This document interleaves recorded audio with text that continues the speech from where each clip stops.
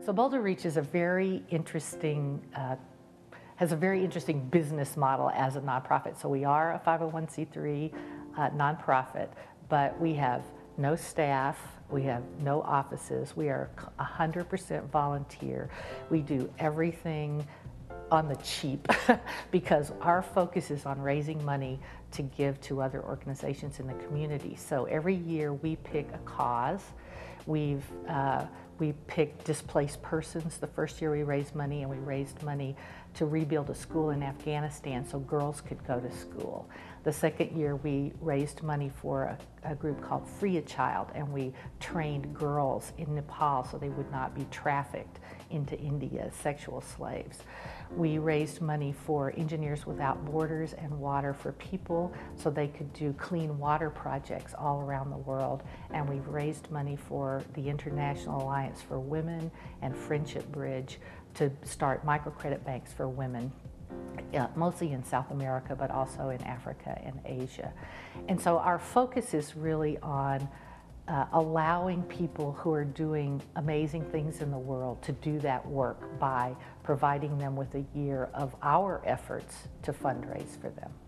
I'm always really inspired by what women in developing countries are able to do for themselves. I was involved last year in a project with microcredit, and I had the really good fortune to travel to Peru this year and actually visit the banks that the funding that Boulder Reach raised started those banks. And I got to meet the women.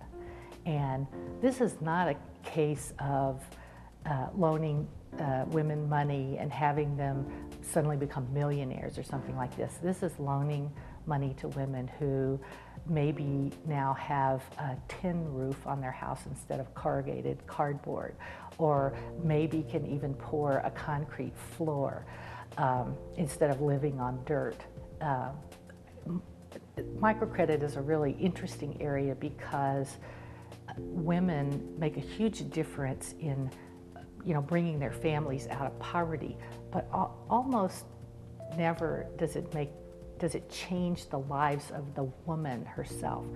But her children go to school. She makes money. She sends them to school. I've met a woman who had 8 children. She sells shoes in a little stand in a market, and she has 8 children. She sent 6 of them to college. They're teachers and police officers, and they're doing stuff that she would never be able to dream of for herself.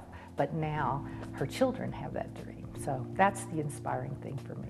For us, for Boulder Reach, we don't care where you give we call it time, talents, and treasures. Where you give them, we just want you to give them. So we're trying to provide opportunities as a community to let people see where they could make a difference. And I think one of the things that's so difficult for people is if you look at the world, it's overwhelming, the issues and problems and disasters. And as an individual, it looks like maybe nothing you do makes a difference.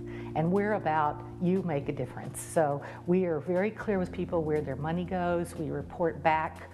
Like in 6 or 8 months, we give them reports that say, you gave us your money, we told you we're going to do this with it, and here's exactly what we did. Here's wells in, Africa. Here's microcredit banks in Peru. We did a school in Nepal where families are so poor, they sell their daughters into brothels in India. And so we did a school where they could learn how to sew so that they could make money for their family and not be a liability for the family. So it didn't save every child in Nepal, it didn't drill wells in every village in Africa, but I can tell you exactly the ones that it did save.